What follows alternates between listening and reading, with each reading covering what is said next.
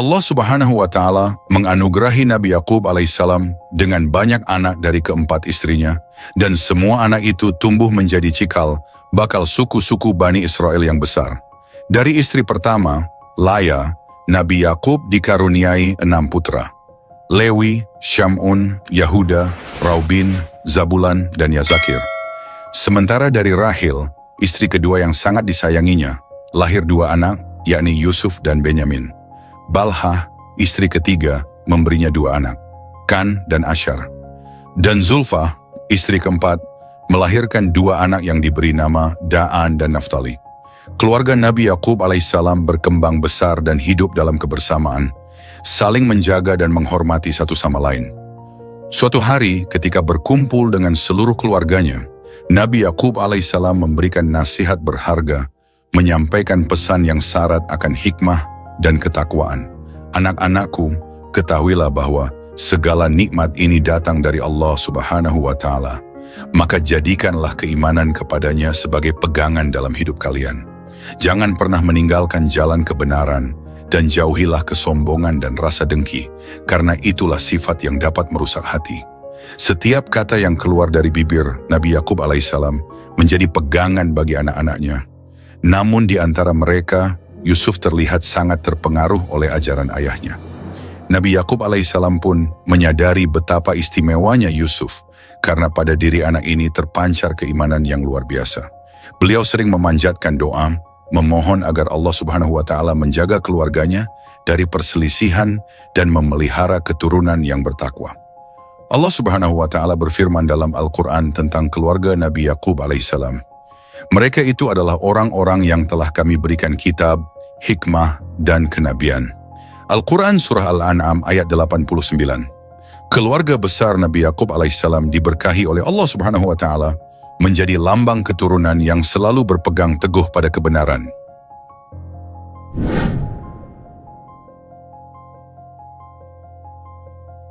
Nabi Yusuf alaihissalam, putra kesayangan Nabi Yakub alaihissalam, dianugerahi ketampanan dan budi pekerti yang luhur. Sebagai seorang remaja, ia sering membantu ayahnya dalam menggembala dan menunjukkan ketaatan serta kelembutan yang membuat hatinya dekat dengan Allah Subhanahu wa Ta'ala. Di suatu malam, Yusuf datang kepada ayahnya dengan wajah bercahaya dan senyum penuh makna. "Wahai ayah," panggil Yusuf penuh antusias. Nabi Yakub menoleh melihat putranya yang tampak bersemangat. "Ada apa, Yusuf?" Jawab Nabi Yakub lembut, penuh perhatian. "Semalam aku bermimpi melihat sesuatu yang aneh dan menakjubkan. Aku melihat 11 bintang, matahari, dan bulan bersujud kepadaku," cerita Yusuf dengan mata berbinar-binar. Mendengar pengakuan ini, hati Nabi Yakub alaihissalam berdebar. Ia tahu mimpi seperti ini bukanlah mimpi biasa. Dalam Al-Quran, Allah Subhanahu wa Ta'ala mengisahkan mimpi Yusuf dalam surat Yusuf ayat 4. "Ingatlah ketika Yusuf berkata kepada ayahnya, 'Wahai ayahku, sesungguhnya aku bermimpi melihat 11 bintang, matahari, dan bulan. Kulihat semuanya sujud kepadaku.'" Al-Quran Surah Yusuf ayat 4. Nabi Yakub alaihissalam tersenyum penuh kasih. Ia meletakkan tangan lembut di bahu putranya, menatap matanya dengan dalam. "Yusuf, mimpi ini adalah tanda kebesaran dari Allah Subhanahu wa Ta'ala. Namun simpanlah mimpi ini untuk dirimu sendiri. Jangan ceritakan kepada saudara-saudaramu, sebab bisa menimbulkan rasa iri di hati mereka. Ketahuilah, setan adalah musuh yang nyata bagi manusia." Nasihat Nabi Yakub dengan bijak. Al-Quran Surah Yusuf ayat 5. Dengan penuh perhatian, Nabi Yakub mendekap anaknya Nabi Yusuf dan berkata lembut, "Anakku, ketahuilah bahwa Allah telah memilihmu dan akan memberikan hikmah kepadamu. Bersabarlah dan jangan sombong. Percayalah bahwa Allah Subhanahu wa Ta'ala akan menunjukkan jalan kepada mereka yang selalu menjaga keikhlasan hati." Yusuf mengangguk meski belum sepenuhnya mengerti, namun ia mempercayai ayahnya. Nabi Yakub sadar bahwa mimpi ini adalah petunjuk dari Allah Subhanahu wa Ta'ala, bahwa Nabi Yusuf akan menjadi seseorang yang istimewa dan mendapatkan peran besar dalam perjalanan hidupnya. Waktu berlalu dan cinta serta perhatian Nabi Yakub alaihissalam terhadap Nabi Yusuf alaihissalam semakin terlihat. Hal ini tidak luput dari pengamatan saudara-saudaranya yang merasa cemburu. Dalam hati mereka, mulai muncul prasangka dan bisikan iri yang terus menggema, membuat mereka semakin jauh dari kasih sayang kepada adik mereka. Kenapa ayah lebih menyayangi Yusuf daripada kita semua? Bukankah kita lebih kuat dan lebih tua? Ujar seorang dari saudara-saudaranya dengan nada kesal. Yang lain menambahkan, dia hanya anak kecil, namun ayah selalu memberinya perhatian khusus. Apa kita harus terus membiarkan ini? Rasa iri mereka semakin membara, hingga akhirnya mereka merencanakan sesuatu yang jahat. Kita harus menyingkirkannya. Hanya dengan begitu ayah akan benar-benar peduli kepada kita. Usul salah satu dari mereka dengan suara keras. Namun yang lain segera meredakan keinginan itu. Jangan bunuh dia. Kita bisa membuangnya ke dalam sumur di padang pasir dan biarkan ia ditemukan oleh para musafir yang melintas. Usul yang lain berharap usul ini diterima. Akhirnya mereka sepakat untuk membawa Nabi Yusuf ke padang gurun dan membuangnya ke dalam sumur. Dengan tipu muslihat, mereka mendatangi ayah mereka dan meminta izin untuk membawa Nabi Yusuf bermain di luar rumah. Wahai ayah, izinkan kami membawa Yusuf berjalan-jalan. Kami akan menjaganya dengan baik, kata salah seorang dari mereka dengan wajah meyakinkan. Nabi Yakub alaihissalam merasa ragu. Ia tahu betapa lemahnya Yusuf dibandingkan dengan saudara-saudaranya yang lebih tua. Aku khawatir kalian akan lengah dan Yusuf bisa saja dimakan oleh binatang buas di sana. Jawabnya dengan hati-hati. Namun mereka terus berusaha meyakinkan ayahnya hingga akhirnya Nabi Yakub memberikan izin. Dengan penuh semangat, mereka membawa Nabi Yusuf dan saat tiba di padang gurun yang jauh dari rumah, mereka melaksanakan niat jahat mereka. Allah Subhanahu wa Ta'ala berfirman tentang kejadian ini dalam Al-Quran. Maka ketika mereka membawanya serta sepakat memasukkannya ke dasar sumur, mereka pun melaksanakan kesepakatan itu. Kami wahyukan kepadanya, engkau kelak pasti akan menceritakan perbuatan mereka ini kepada mereka, sedangkan mereka tidak menyadari. Al-Quran Surah Yusuf ayat 15. Saat Yusuf dilemparkan ke dalam sumur, ia menangis dan memanggil nama ayahnya dengan penuh kesedihan. Namun Allah Subhanahu wa Ta'ala menguatkan hatinya dan mewahyukan kepadanya bahwa suatu hari ia akan menceritakan perbuatan ini kepada saudara-saudaranya tanpa mereka sadari.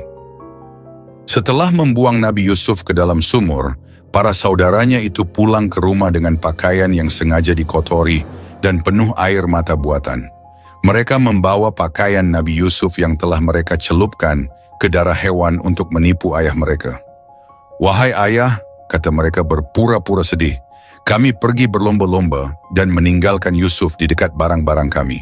Tiba-tiba serigala datang dan memangsanya. Kami bahkan tidak sempat menyelamatkannya. Al-Quran Surah Yusuf ayat 17. Nabi Yakub alaihissalam merasakan kepedihan mendalam. Namun di dalam hatinya, ia merasa ada sesuatu yang janggal. Nabi Yakub menatap pakaian Yusuf dan seketika itu ia menyadari bahwa serigala tidak mungkin memangsanya dengan keadaan baju yang utuh. Hatinya terguncang tapi ia tidak berkata apa-apa. Wahai anak-anakku, hatiku tahu kalian mungkin tidak berkata jujur.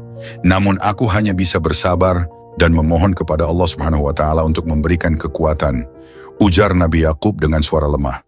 Dalam Al-Quran Allah berfirman, Yakub berkata, tidak demikian, hanya dirimu sendirilah yang memandang baik perbuatan buruk itu. Maka kesabaran yang baik itulah kesabaranku, dan Allah sajalah tempat meminta pertolongan terhadap apa yang kamu ceritakan. Al-Quran Surah Yusuf ayat 18. Sejak hari itu, Nabi Yakub alaihissalam terus berdoa kepada Allah Subhanahu wa Ta'ala agar dapat melihat Yusuf kembali. Setiap malam ia menangis dan berdoa, berharap suatu hari Yusuf kembali kepadanya. Pandangannya semakin melemah karena kesedihan yang mendalam, namun keimanannya tidak pernah goyah. Di tengah kesedihan mendalam yang dirasakan Nabi Yakub, konon diceritakan bahwa ada seekor serigala yang lewat di padang pasir. Serigala itu melihat Nabi Yakub alaihissalam dan tampak bersimpati kepada Nabi yang tengah larut dalam kesedihan. Serigala itu menghampiri Nabi Yakub dan berkata, wahai hamba Allah, aku mendengar bahwa engkau kehilangan putramu dan engkau mengira bahwa aku yang memangsanya. Ketahuilah, aku tidak memakan anakmu, karena aku pun memiliki keluarga yang kucintai di kejauhan dan aku tidak ingin mengambil sesuatu yang bukan hakku. Nabi Yakub alaihi salam terkejut mendengar suara serigala yang tampak penuh belas kasih itu. Hatinya pun tersentuh. Bahkan seekor serigala memiliki kasih sayang kepada keluarganya, sedangkan anak-anakku, Nabi Yakub alaihissalam pun tenggelam dalam tangis yang semakin dalam. Ia merasa betapa Allah Subhanahu wa Ta'ala menegurnya melalui tanda-tanda dari makhluk yang dianggap paling buas sekalipun. Kesedihannya semakin dalam, namun ia terus bersabar dan berpasrah kepada Allah Subhanahu wa Ta'ala. Ya Allah, Engkaulah yang Maha mengetahui segalanya. Aku hanya berharap padamu untuk mempertemukanku kembali dengan Yusufku, bisik Nabi Yakub dalam doanya yang penuh kepasrahan. Dalam kisah Nabi Yakub dan Nabi Yusuf, Allah Subhanahu wa Ta'ala mengajarkan tentang kesabaran yang tak tergoyahkan di tengah ujian yang berat, serta tentang kepercayaan kepadanya meski dalam kegelapan yang tampak tak berujung. Meskipun belum bertemu Nabi Yusuf, Nabi Yakub tetap berpegang pada keimanannya bahwa Allah Subhanahu wa Ta'ala akan mengembalikan putranya di waktu yang telah ditentukannya. Kabar hilangnya Nabi Yusuf alaihissalam menyelimuti hati Nabi Yakub alaihissalam dengan duka yang tak tertanggungkan. Setiap hari ia berdoa kepada Allah Subhanahu wa Ta'ala, memohon agar diberi kekuatan untuk tetap sabar. Meski dikelilingi oleh putra-putranya, Nabi Yakub merasa ada kekosongan yang mendalam di hatinya, seolah-olah sepotong jiwanya hilang bersama Nabi Yusuf. Ya Allah, rintihnya dalam doa-doa malam, Engkau Maha tahu segalanya. Jika Yusuf masih hidup, lindungilah dia. Jika dia telah tiada, maka berikan aku kesabaran yang cukup untuk merelakannya. Hari demi hari berlalu, dan kesedihan Nabi Yakub tak kunjung mereda. Setiap kali mengingat Yusuf, hatinya pedih dan air matanya tak dapat dibendung. Hingga akhirnya kesedihan itu begitu mendalam dan tak tertahankan, sehingga matanya kehilangan penglihatannya. Di dalam Al-Quran, Allah Subhanahu wa Ta'ala menyebutkan kesedihan Yakub dalam firman-Nya.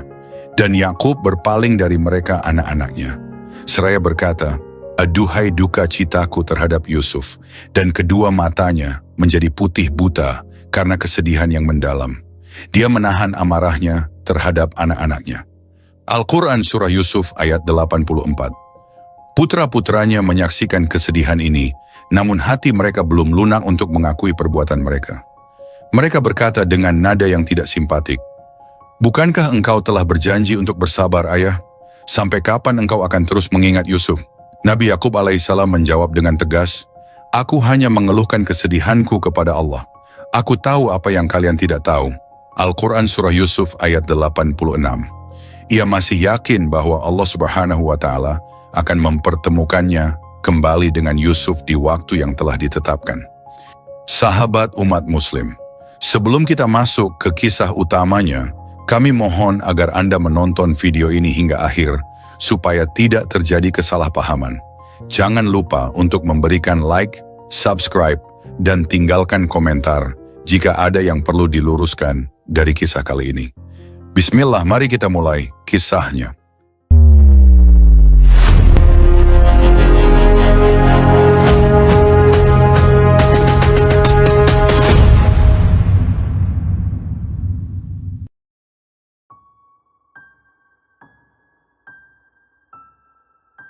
Di negeri kaum Barbari, hiduplah seorang putri dengan kecantikan yang tak terlukiskan kata-kata, bernama Zulaikha, putri Raja Talmus. Zulaikha bagaikan bintang paling cemerlang di langit yang luas dan permata paling gemerlap di antara segala harta yang dimiliki oleh kerajaan. Suatu malam yang tenang, ketika setiap jiwa terlelap dalam keheningan, Zulaikha juga dibuai dalam tidurnya yang dalam. Matanya terkatup sempurna, namun tiba-tiba mata hatinya tersentak oleh pemandangan yang begitu memukau, sesosok pemuda rupawan hadir dalam mimpinya. Berkilauan laksana cahaya suci yang tidak bisa dilihat dengan mata biasa. Hanya dengan senyuman lembut, pemuda itu berhasil menembus sanubari Zulaikha. Senyuman yang, meskipun singkat, membuat Zulaikha seketika terjerat dalam jerat cinta yang dalam. Bayangan itu kemudian lenyap seketika, meninggalkan Zulaikha yang terbangun dalam keadaan mabuk cinta yang begitu hebat. Sejak saat itu, Zulaikha berubah.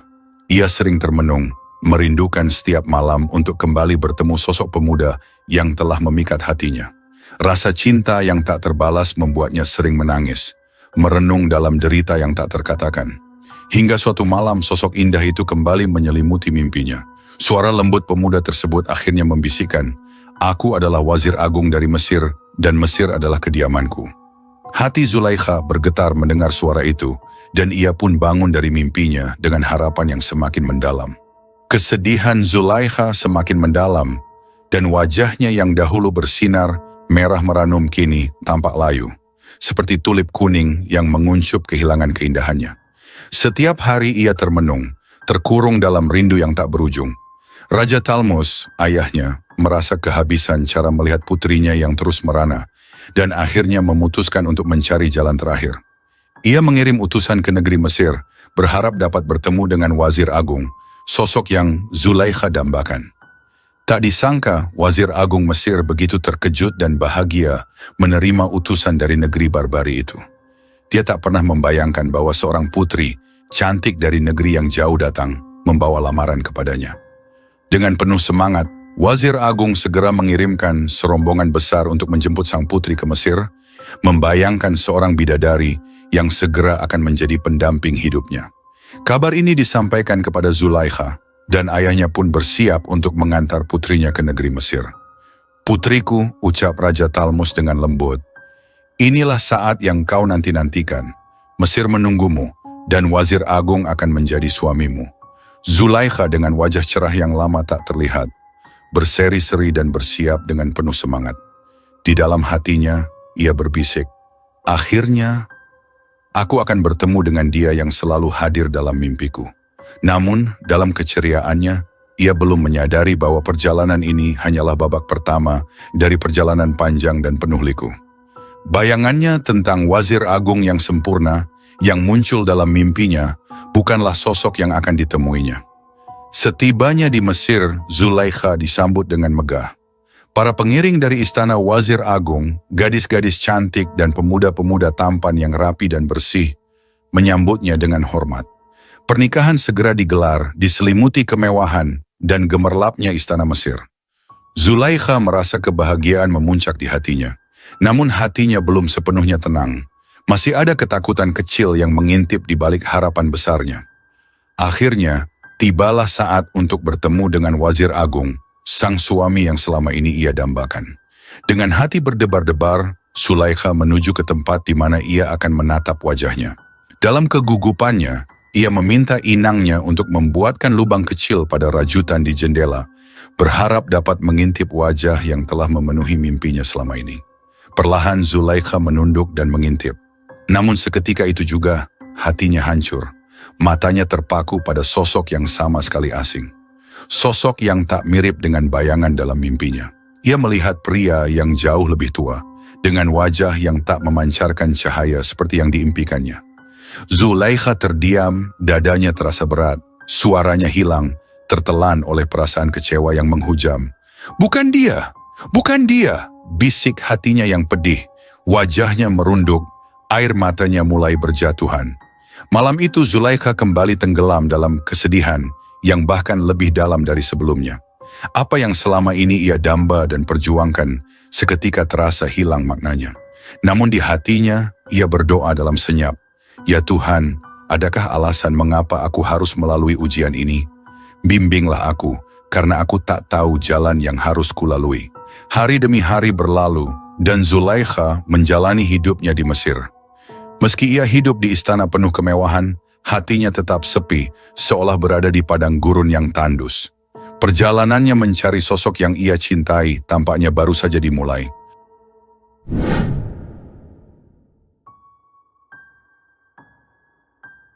Di dasar sumur yang dingin dan gelap, Nabi Yusuf alaihissalam adalah seorang anak muda dengan wajah tampan bercahaya, duduk terdiam.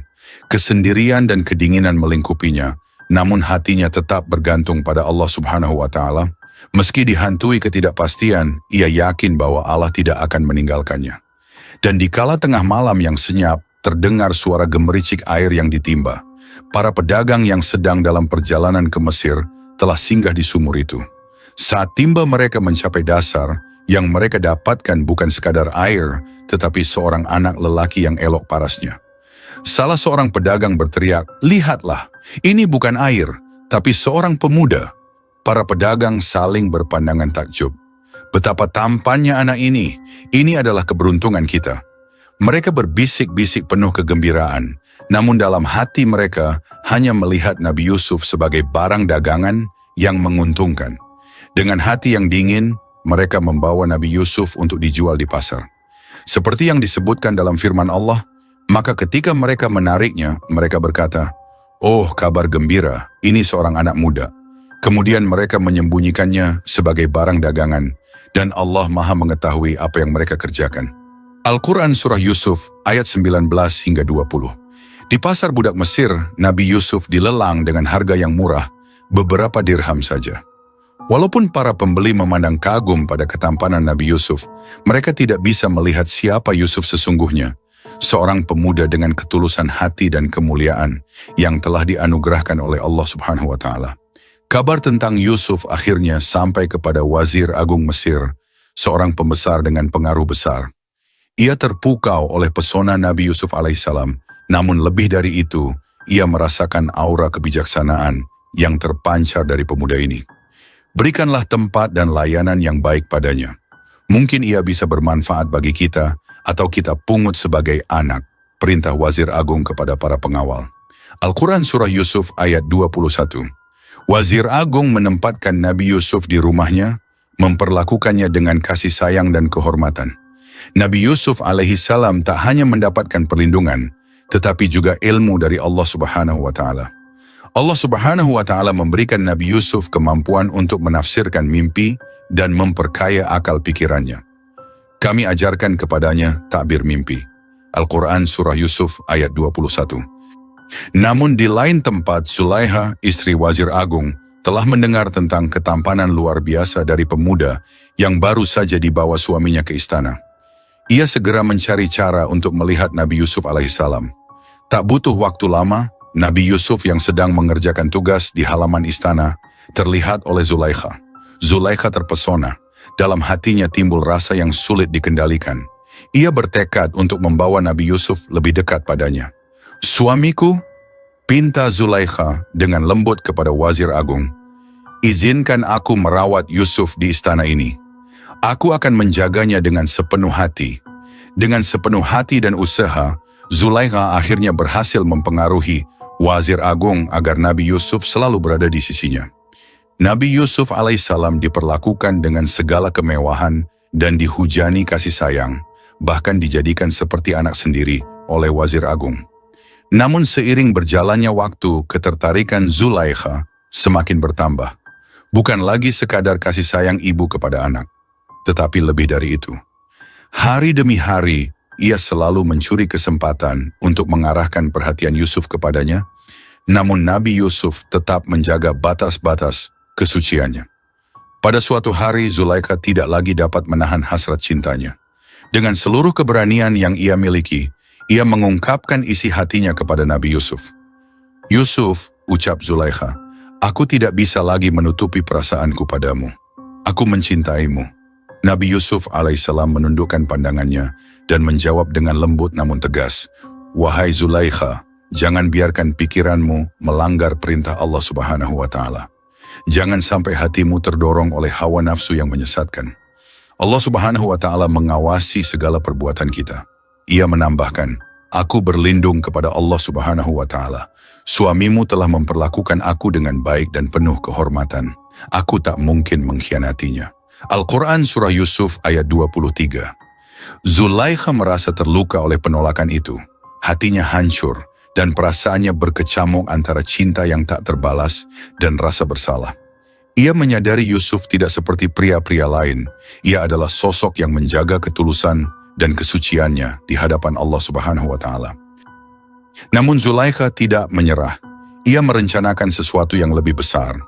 Zulaiha membangun sebuah istana khusus, tempat setiap dinding dan lorong dipenuhi dengan mosaik dan lukisan yang menggambarkan kemesraan yang diimpikannya bersama Yusuf.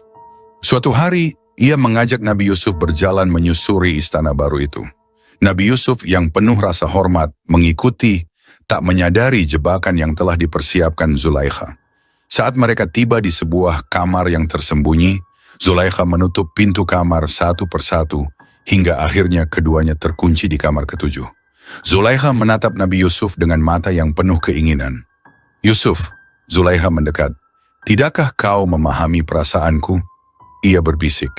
Namun Yusuf dengan pandangan yang tetap tenang menjawab, "Wahai Zulaikha, aku berlindung kepada Allah Subhanahu wa Ta'ala. Janganlah engkau membiarkan nafsu menjerumuskan kita berdua ke dalam dosa." Namun Zulaikha yang dibutakan oleh cintanya tidak menyerah begitu saja. Nabi Yusuf pun hampir terperangkap dalam situasi yang membuatnya hampir kehilangan kendali, hingga pandangannya terjatuh pada sebuah berhala kecil yang tersembunyi di balik tirai kamar Zulaikha. Yusuf pun menjerit, "Wahai Zulaikha, jika engkau malu terlihat oleh patung tak bernyawa, tidakkah aku seharusnya lebih malu pada Allah yang melihat segala sesuatu?" Merasa tidak bisa lagi berada di tempat itu, Nabi Yusuf berlari meninggalkan Zulaikha. Namun Zulaikha, dalam keadaan terluka dan amarah, segera mengejar Yusuf dan menarik bajunya hingga sobek di bagian belakang. Nabi Yusuf berlari melewati pintu-pintu yang ajaibnya. Terbuka seakan-akan Allah Subhanahu wa Ta'ala membantunya meloloskan diri dari cobaan itu. Namun begitu mereka mencapai pintu terakhir, Wazir Agung tiba-tiba muncul. Zulaikha dalam kecemasan bahwa Yusuf akan membocorkan segalanya, justru berpura-pura menangis dan berteriak, "Wahai suamiku, Yusuf berusaha memperkosaku." Wazir Agung terdiam mendengar tuduhan itu. Namun Nabi Yusuf yang merasa tak bersalah memandang dengan penuh keyakinan, "Aku tidak bersalah. Zulaikha lah yang mencoba memaksaku." Dalam kebingungan itu, seorang saksi dari keluarga Zulaikha akhirnya mengusulkan, jika baju Yusuf robek di bagian depan, maka dia yang bersalah. Namun jika bajunya robek di bagian belakang, maka Zulaikha lah yang berdosa. Al-Quran Surah Yusuf ayat 26 hingga 27. Ketika Wazir Agung memeriksa baju Nabi Yusuf dan menemukan sobeknya ada di belakang, ia pun menyadari bahwa Nabi Yusuf tidak bersalah dan istrinya lah yang telah berbuat dosa. Wazir Agung menatap Zulaikha dengan kemarahan yang terpendam. Namun sebagai seorang bangsawan, ia tahu bahwa ia harus menjaga nama baik keluarganya. Dengan suara rendah namun tegas, ia berkata, "Aku tidak ingin hal ini tersebar. Biarlah Yusuf tinggal di sini dan masalah ini tidak perlu dibahas lagi." Zulaikha yang malu dan terluka pun terdiam, menyadari bahwa Yusuf telah selamat berkat pertolongan Allah Subhanahu wa Ta'ala. Meski demikian, Nabi Yusuf harus menanggung akibat fitnah itu, dan akhirnya ia ditahan di penjara untuk menjaga nama baik keluarga istana. Dalam kesendiriannya, Nabi Yusuf berdoa dengan khusyuk, memohon agar Allah Subhanahu wa Ta'ala tetap bersamanya dan menolongnya dari segala fitnah yang menimpa.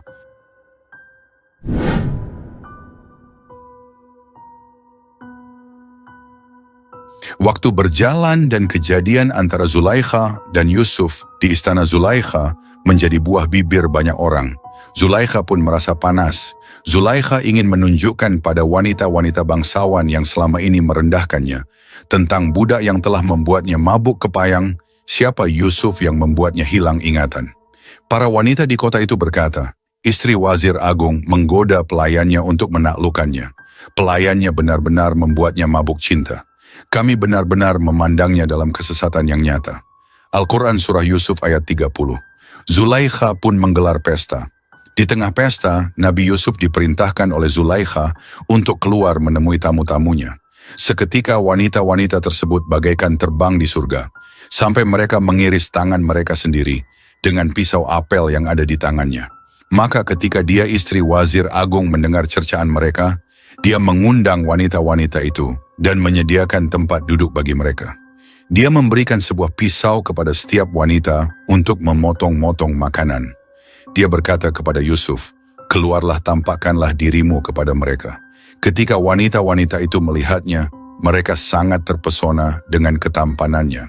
Dan mereka tanpa sadar melukai tangannya sendiri seraya berkata, "Maha sempurna Allah, ini bukanlah manusia.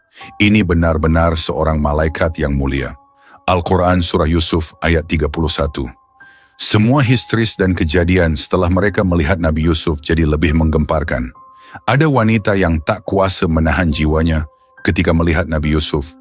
Ada yang langsung kehilangan akal sehatnya. Ada pula yang terjerat cinta seperti Zulaikha. Keadaan jadi kacau balau. Melihat itu Zulaikha pun berkata, "Itulah dia orang yang kamu cela aku karena tertarik kepadanya, dan sesungguhnya aku telah menggoda dia untuk menundukkan dirinya kepadaku, akan tetapi dia menolak. Dan sesungguhnya jika dia tidak mentaati apa yang aku perintahkan kepadanya, niscaya dia akan dipenjarakan, dan dia akan termasuk golongan orang-orang yang hina." Al-Quran Surah Yusuf ayat 32. Nabi Yusuf alaihissalam pun berdoa kepada Allah Subhanahu wa Ta'ala, "Wahai Tuhanku, penjara lebih aku sukai daripada memenuhi ajakan mereka kepadaku. Dan jika tidak, engkau hindarkan daripadaku tipu daya mereka. Tentu aku akan cenderung untuk memenuhi keinginan mereka. Dan tentulah aku termasuk orang-orang yang bodoh." Al-Quran Surah Yusuf ayat 33. Di saat inilah Zulaikha yang semakin putus asa mendapatkan Yusuf menikam si tercinta dengan pisaunya. Zulaikha kemudian meminta wazir agung untuk memenjarakan Nabi Yusuf akibat kekacauan yang terjadi. Wazir agung setuju dan Nabi Yusuf pun kemudian menempati ruang yang sama sekali tidak sepadan dengan karunia Allah Subhanahu wa Ta'ala yang melekat pada dirinya. Nabi Yusuf lebih rela masuk penjara daripada bermaksiat kepada Allah Subhanahu wa Ta'ala dan memenuhi ajakan para wanita itu. Dan Allah Subhanahu wa Ta'ala pun mengabulkan permohonan Nabi Yusuf alaihissalam dan menghindarkannya dari tipu daya mereka. Maka Nabi Yusuf dimasukkan ke dalam penjara.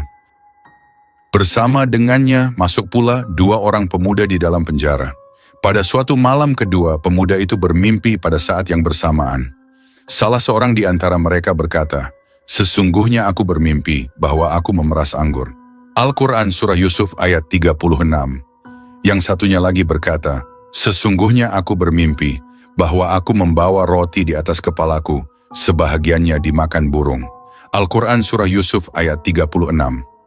Mengetahui kelebihan Nabi Yusuf bahwa ia adalah termasuk orang-orang yang pandai, mereka pun memintanya untuk menjelaskan takbir mimpi mereka. Nabi Yusuf pun berbicara kepada keduanya, mengatakan bahwa Allah Subhanahu wa Ta'ala telah mengabarkan kepadanya tentang perihal kedua orang tersebut. Pada saat itu penduduk Mesir adalah orang-orang yang menyembah banyak tuhan-tuhan lain selain Allah Subhanahu wa Ta'ala. Oleh karena itu, sebelum menjelaskan takbir mimpi kedua orang itu, Nabi Yusuf menerangkan bahwa beliau hanya beriman kepada Allah Subhanahu wa Ta'ala, mengesakannya dan mengikuti agama orang tuanya, Nabi Ibrahim, Nabi Ishak dan Nabi Yakub. Beliau berkata, "Tiadalah patut bagi kami, para nabi, mempersekutukan sesuatu apapun dengan Allah. Yang demikian itu adalah dari karunia Allah kepada kami dan kepada manusia seluruhnya. Tetapi kebanyakan manusia tidak mensyukurinya." Al-Quran Surah Yusuf ayat 38. Kemudian beliau menyeru kepada kedua pemuda itu, "Hai kedua penghuni penjara, manakah yang baik, Tuhan-Tuhan yang bermacam-macam itu, ataukah Allah yang Maha Esa lagi Maha Perkasa? Kamu tidak menyembah yang selain Allah, kecuali hanya menyembah nama-nama yang kamu dan nenek moyangmu membuat-buatnya. Allah tidak menurunkan suatu keterangan pun tentang nama-nama itu. Keputusan itu hanyalah kepunyaan Allah." Al-Quran Surah Yusuf ayat 39-40. Lalu Nabi Yusuf mengajak mereka kepada tauhid, yakni beribadah hanya kepada Allah saja. Dia telah memerintahkan agar kamu tidak menyembah selain Dia. Itulah agama yang lurus. Tetapi kebanyakan manusia tidak mengetahui. Al-Quran Surah Yusuf ayat 40. Setelah melaksanakan kewajibannya mendakwahi kedua orang itu kepada kebenaran, yakni hanya menyembah kepada Allah saja, beliau pun menjelaskan mengenai takbir mimpi mereka. "Hai kedua penghuni penjara, adapun salah seorang di antara kamu berdua akan memberi minuman tuannya dengan khamar, adapun yang seorang lagi maka ia akan disalib, lalu burung memakan sebagian dari kepalanya. Telah diputuskan perkara yang kamu berdua menanyakannya kepadaku." Al-Quran Surah Yusuf ayat 41. Apa yang diterangkan itu pasti terjadi, karena Allah telah melebihkan Nabi Yusuf dan mengajarkan beliau takbir mimpi. Kemudian Nabi Yusuf meminta kepada orang yang akan selamat agar menerangkan tentang keadaan beliau, sehingga beliau dapat dibebaskan, karena sesungguhnya dia tidak bersalah. Namun setan membuat orang itu lupa. Akhirnya Nabi Yusuf pun tetap tinggal di dalam penjara selama beberapa tahun lamanya. Tahun berganti tahun, pelayan yang telah dititipkan pesan oleh Nabi Yusuf untuk menyampaikan pesannya pada Raja Mesir telah melupakan janjinya. Hingga datanglah mimpi raja tentang 7 ekor sapi gemuk dan 7 ekor sapi kurus. Sapi-sapi kurus kemudian menyerang sapi-sapi gemuk hingga binasa. Raja pun menyuruh orang untuk mencari arti dari mimpinya. Allah Subhanahu wa Ta'ala mengisahkan di dalam Al-Quran bahwa Raja Mesir telah bermimpi dan mengabarkan mimpinya pada pembesar-pembesar di kerajaannya. Sesungguhnya aku bermimpi melihat 7 ekor sapi betina yang gemuk-gemuk dimakan oleh 7 ekor sapi betina yang kurus-kurus dan 7 bulir gandum yang hijau dan 7 bulir lainnya yang kering. Hai orang-orang yang terkemuka, terangkanlah kepadaku tentang takbir mimpiku itu, jika kamu dapat menakbirkan mimpi. Al-Quran Surah Yusuf ayat 42. Tidak satu pun di antara mereka yang mengetahui arti dari mimpi itu. Lalu teman Nabi Yusuf di penjara yang selamat ketika itu teringat akan pesan Nabi Yusuf, maka dia pun meminta agar diutus kepada Nabi Yusuf untuk menanyakan tentang takbir mimpi itu. Ketika sampai di penjara, orang itu pun berkata, Yusuf, hai orang yang amat dipercaya, terangkanlah kepada kami tentang 7 ekor sapi betina yang gemuk-gemuk yang dimakan oleh 7 ekor sapi betina yang kurus-kurus dan 7 bulir gandum yang hijau dan 7 lainnya yang kering, agar aku kembali kepada orang-orang itu agar mereka mengetahuinya. Al-Quran Surah Yusuf ayat 46. Nabi Yusuf pun berkata, supaya kamu bertanam 7 tahun lamanya sebagaimana biasa. Maka apa yang kamu tuai hendaklah kamu biarkan di bulirnya, kecuali sedikit untuk kamu makan. Kemudian sesudah itu akan datang 7 tahun yang amat sulit, yang menghabiskan apa yang kamu simpan untuk menghadapinya, tahun sulit, kecuali sedikit dari bibit gandum yang kamu simpan. Kemudian setelah itu akan datang tahun yang padanya manusia diberi hujan dengan cukup, dan di masa itu mereka memeras anggur. Al-Quran Surah Yusuf ayat 47 sampai 49. Raja lalu meminta agar Nabi Yusuf dihadapkan kepadanya, namun beliau menolak. Nabi Yusuf terlebih dahulu ingin agar namanya dibersihkan, karena dia dipenjarakan dengan tuduhan palsu menggoda istri seorang pembesar Mesir, padahal yang terjadi adalah sebaliknya. Beliau ingin membuktikan bahwa dia tidak berkhianat di belakang wazir agung. Lalu akhirnya Zulaikha mengakui bahwa dirinya lah yang bersalah dan Nabi Yusuf adalah seorang yang benar. Kemudian raja pun memerintahkan agar Yusuf dibawa ke hadapannya agar dapat diangkat menjadi orang yang dekat dengan raja.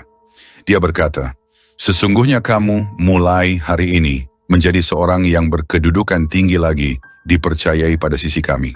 Al-Quran Surah Yusuf ayat 54. Nabi Yusuf pun berkata, jadikanlah aku bendaharawan negara Mesir. Sesungguhnya aku adalah orang yang pandai menjaga, lagi berpengetahuan. Al-Quran Surah Yusuf ayat 55. Demikianlah, akhirnya Nabi Yusuf diangkat sebagai orang yang memiliki kedudukan tinggi di kerajaan Mesir. Beliau memiliki kekuasaan penuh untuk pergi kemana saja yang diinginkannya. Itulah balasan Allah Subhanahu wa Ta'ala kepada orang-orang beriman yang berbuat baik dan bertakwa kepada Allah Subhanahu wa Ta'ala. Berbeda dengan keadaan Zulaikha sekarang, hartanya yang ada di peti penyimpanan telah dia habiskan untuk siapa saja yang datang kepadanya membawakan kabar Nabi Yusuf. Hingga akhirnya ia menjadi wanita yang miskin, pipinya rapuh oleh usia, tubuhnya membungkuk menahan cinta dan penderitaan. Tatapannya pun mulai kabur oleh air mata. Namun cinta Zulaikha tak pernah padam.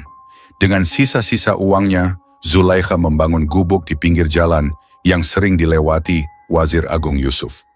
Di sanalah ia juga mendapatkan hidayah dari Allah Subhanahu wa Ta'ala untuk segera menyembah hanya pada Allah Subhanahu wa Ta'ala yang Maha Agung.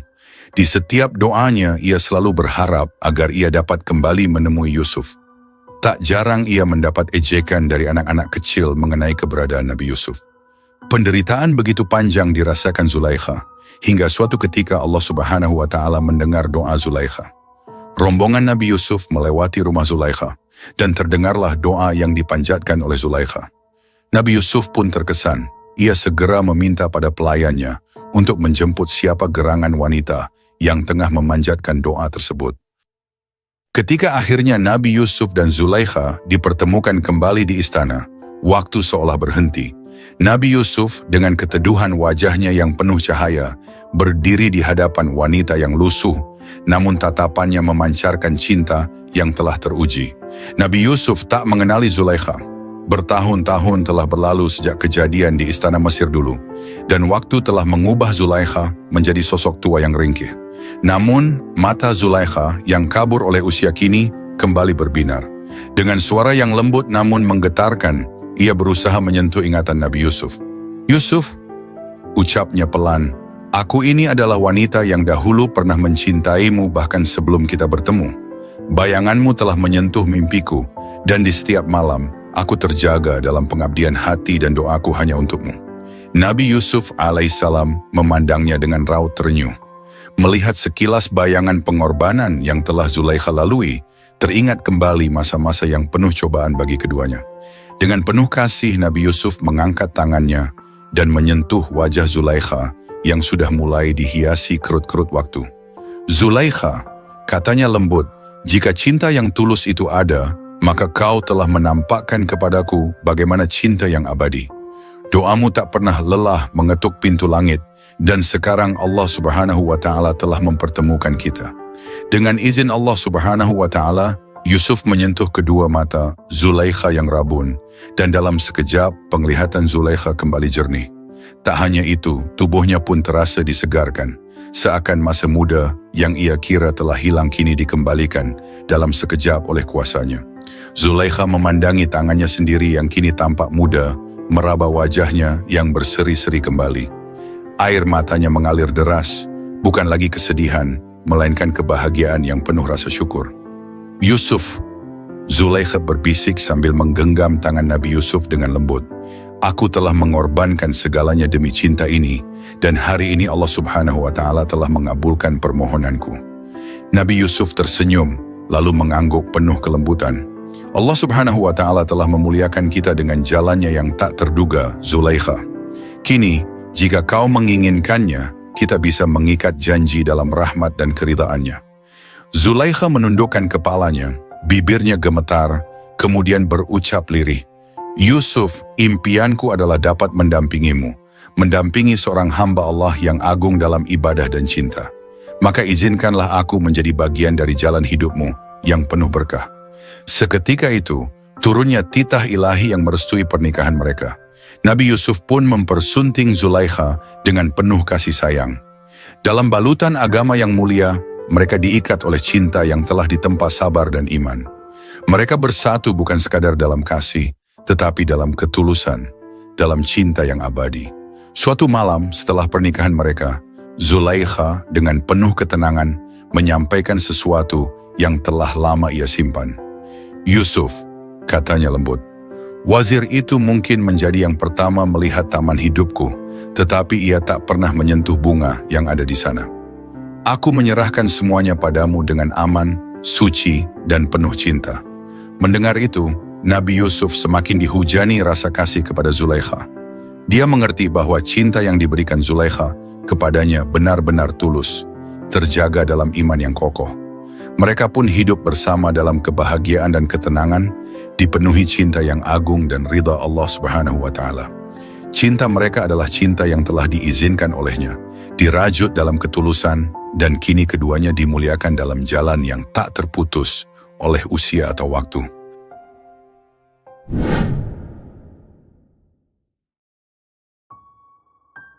Setelah diangkat menjadi bendaharawan Mesir, Nabi Yusuf pun mengatur negeri tersebut untuk menghadapi masa-masa sulit, sebagaimana yang dijelaskannya dari mimpi sang raja.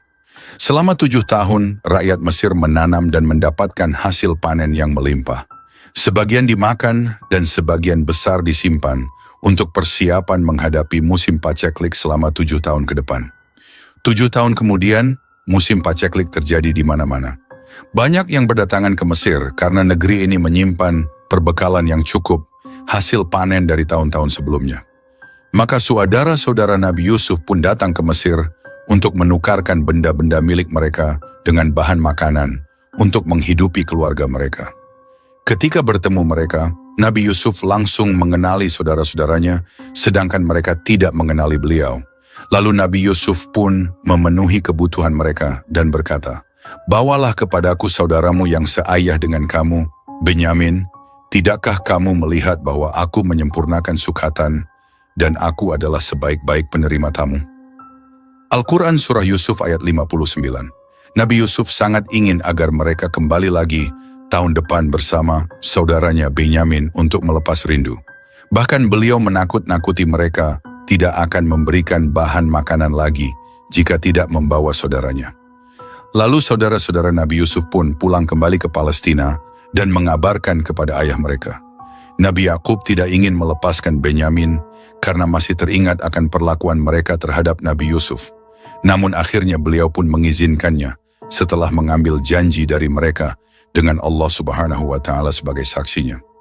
Maka pada tahun berikutnya, mereka pun kembali ke Mesir bersama Benyamin.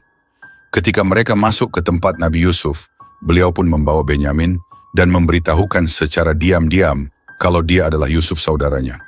Lalu Nabi Yusuf pun membuat siasat agar dapat menahan Benyamin bersamanya. Setelah menyiapkan bahan makanan bagi saudara-saudaranya, beliau memerintahkan pengawalnya memasukkan takaran raja ke dalam karung Benyamin. Kemudian berteriaklah seseorang, "Hai kafilah, sesungguhnya kalian adalah orang-orang yang mencuri." Al-Quran Surah Yusuf ayat 70. Saudara-saudara Yusuf bertanya, "Barang apakah yang hilang daripada kamu?" Al-Quran Surah Yusuf ayat 71. Kemudian dikatakan bahwa yang hilang adalah takaran raja. Maka saudara-saudara Yusuf pun berkata, "Demi Allah sesungguhnya kamu mengetahui bahwa kami datang bukan untuk membuat kerusakan di negeri ini, dan kami bukanlah para pencuri." Al-Quran Surah Yusuf ayat 73. Mereka menjawab, "Tetapi apa balasannya jikalau kamu betul-betul pendusta?" Saudara-saudara Yusuf berkata, "Balasannya ialah pada siapa diketemukan barang yang hilang dalam karungnya, maka dia sendirilah balasannya, tebusannya." Al-Quran Surah Yusuf ayat 75. Ini adalah hukum bagi orang yang berbuat kezaliman dalam syariat Nabi Yakub. Akhirnya karung-karung mereka pun diperiksa satu persatu, dan yang terakhir adalah karung milik Benyamin. Melihat itu, saudara-saudaranya pun berkata, "Jika ia mencuri, maka sesungguhnya telah pernah mencuri pula saudaranya sebelum itu." Yang mereka maksud adalah bahwa dulu saudara Benyamin, juga saudara mereka seayah, yakni Yusuf, juga pernah mencuri. Mendengar itu Nabi Yusuf menyimpan kejengkelannya dan berkata dalam hati, "Kamu lebih buruk kedudukanmu, sifat-sifatmu, dan Allah Maha mengetahui apa yang kamu terangkan itu." Al-Quran Surah Yusuf ayat 77. Maka ditahanlah Benyamin di istana. Saudara-saudaranya pun merasa putus asa terhadap putusan Nabi Yusuf. Mereka bermusyawarah dan berkatalah saudara mereka yang tertua, "Tidakkah kamu ketahui bahwa sesungguhnya ayahmu telah mengambil janji dari kamu dengan nama Allah, dan sebelum itu kamu telah menyia-nyiakan Yusuf. Sebab itu aku tidak akan meninggalkan negeri Mesir sampai ayahku mengizinkan kepadaku untuk kembali, atau Allah memberi keputusan terhadapku, dan dia adalah hakim yang sebaik-baiknya." Al-Quran Surah Yusuf ayat 80. Saudara-saudaranya yang lain pun kembali dengan perasaan berat karena harus menyampaikan berita buruk ini kepada ayah mereka. Ketika sampai kepada ayahnya, mereka menceritakan apa yang terjadi, berusaha meyakinkan ayah mereka bahwa yang terjadi adalah di luar kehendak mereka, dan bahwa mereka adalah orang-orang yang benar. Nabi Yakub tidak percaya bahwa Benyamin telah mencuri karena ia tidak mempunyai sifat yang tercela. Maka beliau berkata kepada anak-anaknya, "Hanya dirimu sendirilah yang memandang baik perbuatan yang buruk itu. Maka kesabaran yang baik itulah kesabaranku. Mudah-mudahan Allah Subhanahu wa Ta'ala mendatangkan mereka semuanya kepadaku. Sesungguhnya dialah yang maha mengetahui lagi, maha bijaksana." Al-Quran Surah Yusuf ayat 83. Nabi Yakub alaihissalam meyakini kalau anaknya Nabi Yusuf masih hidup. Itulah sebabnya beliau berdoa semoga Allah Subhanahu wa Ta'ala mengembalikan semua anak-anaknya. Kesedihan Nabi Yakub semakin mendalam. Beliau telah kehilangan Nabi Yusuf dan kini harus kehilangan anak-anaknya yang lain. Melihat keadaannya, anak-anaknya pun merasa prihatin dan berkata kepada ayah mereka dengan lemah lembut agar tidak lagi terlalu mengingat Nabi Yusuf yang menyebabkan tubuhnya menjadi kurus kering dan matanya menjadi buta. Nabi Yakub pun berkata, "Sesungguhnya hanyalah kepada Allah Subhanahu wa Ta'ala aku mengadukan kesusahan dan kesedihanku, dan aku mengetahui dari Allah apa yang kamu tiada mengetahuinya." Al-Quran Surah Yusuf ayat 86.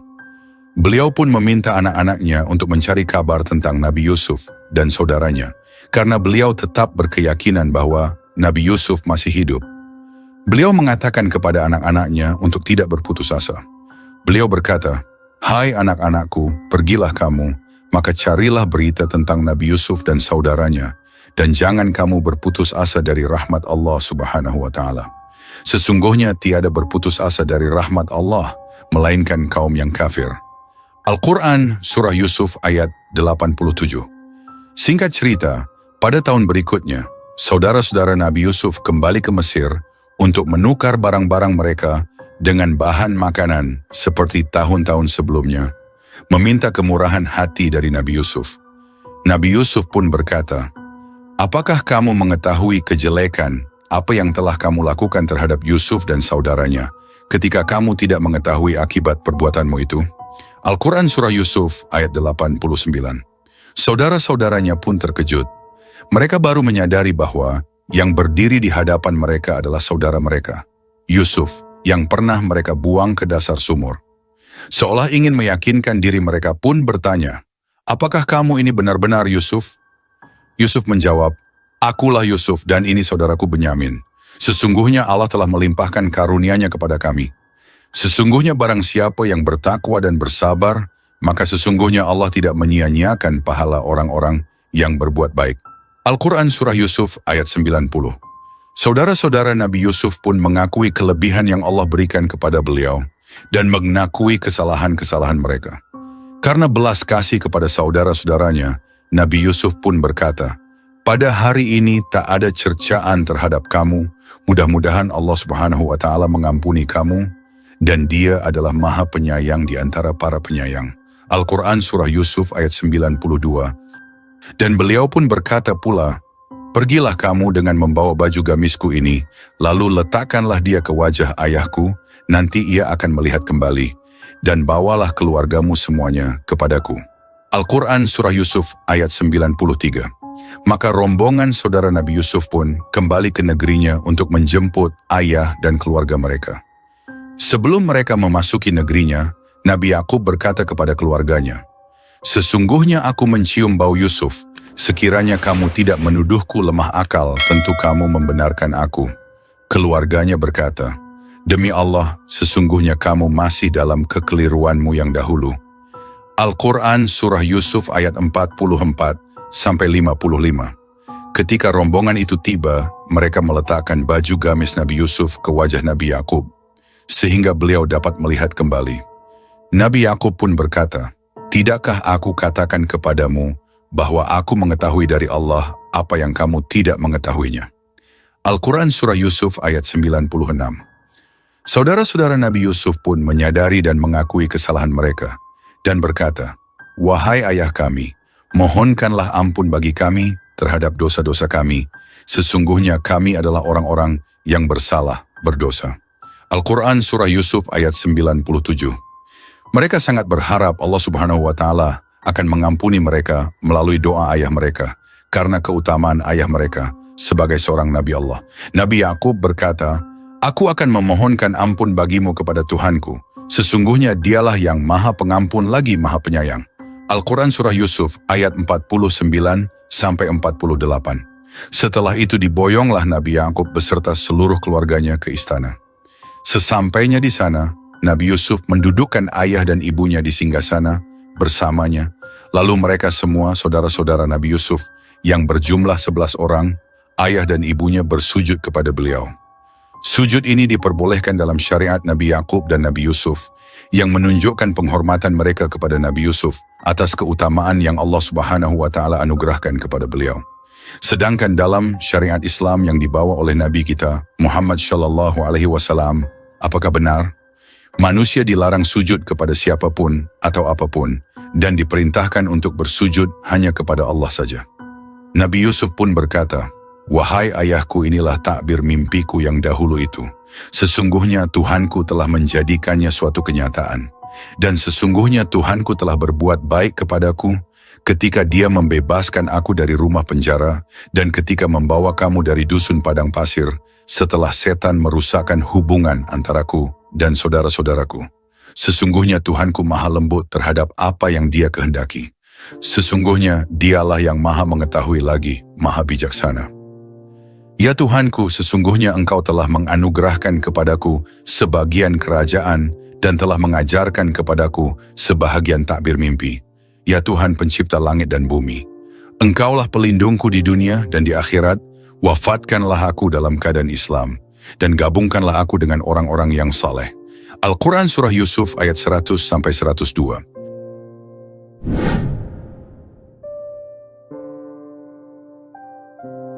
Setelah Allah Subhanahu wa Ta'ala menyatukan Nabi Yusuf alaihissalam dan Zulaikha dalam ikatan pernikahan yang suci, mereka diberkahi dengan keturunan. Pernikahan Nabi Yusuf dan Zulaikha dikaruniai 2 putra yang menjadi penerus keturunan mereka, Afrayin dan Mansa. Anak-anak ini adalah anugerah Allah Subhanahu wa Ta'ala dan cerminan dari cinta yang tulus antara Nabi Yusuf dan Zulaikha yang telah melewati berbagai ujian demi iman dan kesetiaan. Afrayin dan Mansa tumbuh dalam asuhan dan teladan Nabi Yusuf, sosok yang penuh kebijaksanaan dan kasih sayang. Didikan Nabi Yusuf yang dilandasi iman dan ketaatan kepada Allah Subhanahu wa Ta'ala menjadi dasar kuat bagi anak-anaknya untuk menjalani kehidupan yang juga penuh berkah. Dalam keluarga kecil itu, keturunan Nabi Yusuf berkembang, membawa nilai-nilai keimanan dan ketakwaan yang diwarisi dari kakek mereka, Nabi Yakub, dan keluarga besar yang penuh berkah. Seiring berjalannya waktu, Nabi Yusuf semakin mendekat kepada Rabb-Nya di puncak keimanan dan ketakwaan. Kedalaman cintanya pada Allah Subhanahu wa Ta'ala adalah ketenangan dan keindahan hidupnya. Namun, Zulaikha yang setia di sisinya merasakan ada satu rasa kehilangan yang akan segera hadir. Ia tahu waktunya bersama Nabi Yusuf takkan lama lagi. Dalam hati ia mencoba menerima, tapi setiap kali ia merenungi hari-hari tanpa Nabi Yusuf, dadanya terasa sesak. Saat hari perpisahan itu akhirnya tiba, Zulaikha tak kuasa menahan air matanya. Ia menggenggam tangan Nabi Yusuf, yang kini berbaring dengan tenang di pembaringan terakhirnya. Dengan suara gemetar, Zulaikha berbisik, "Yusuf, engkau adalah cahayaku. Siapa yang bisa mengerti betapa besar cintaku selain Dia yang telah menciptakannya dalam hatiku?" Nabi Yusuf tersenyum lemah, menatap wajahnya dengan lembut. "Zulaikha," katanya penuh kasih, "cinta kita adalah anugerah Allah Subhanahu wa Ta'ala, dan padanya jua cinta ini akan kembali. Kita mungkin terpisah di dunia, tapi Allah Subhanahu wa Ta'ala akan menyatukan kita dalam kebahagiaan yang tak pernah berakhir." Setelah Nabi Yusuf wafat, Zulaikha sering mengunjungi pusaranya yang sederhana, tak bertanda, namun di sanalah cintanya menetap. Ratapannya menyayat hati, suaranya merintih dalam kesedihan yang tak tertahan. Ia merasa sepi tanpa sang kekasih, hidupnya terasa berat seakan tak ada lagi makna. Pada malam yang sunyi, di atas pusara Nabi Yusuf, Zulaikha memohon kepada Allah Subhanahu wa Ta'ala agar dipersatukan kembali dengan Nabi Yusuf di dunia yang kekal. Allah Subhanahu wa Ta'ala yang maha pengasih dan maha mengetahui ketulusan cinta Zulaikha pun memanggil jiwanya. Dalam keheningan, nyawa Zulaikha disambut dengan lembut dan ia pun wafat dengan damai di atas pusara kekasihnya. Demikianlah kisah cinta Nabi Yusuf dan Zulaikha, cinta yang suci, yang tumbuh dalam ketulusan dan sabar. Allah Subhanahu wa Ta'ala mengangkat keduanya, mempertemukan mereka di dunia, lalu mengaruniakan pertemuan abadi di akhirat. Cinta sejati mereka tak hanya indah di dunia, namun bersemi dalam keridaan Allah Subhanahu wa Ta'ala yang abadi. Setelah Nabi Yusuf diuji dengan cobaan yang penuh kesabaran, ia pun akhirnya dikaruniai kebahagiaan, bahkan dapat berkumpul kembali dengan keluarganya. Kisah ini mengajarkan bahwa ketulusan, keimanan, dan kesabaran akan membawa kita pada puncak kemuliaan dan ketenangan. Setiap cinta yang disandarkan kepada Allah Subhanahu wa Ta'ala akan terus hidup, bahkan setelah kematian. Semoga kita dapat mengambil pelajaran dari kisah Nabi Yusuf alaihissalam bahwa hidup dengan cinta dan keteguhan iman adalah jalan menuju kebahagiaan sejati. Akhir kata, wassalamualaikum warahmatullahi wabarakatuh.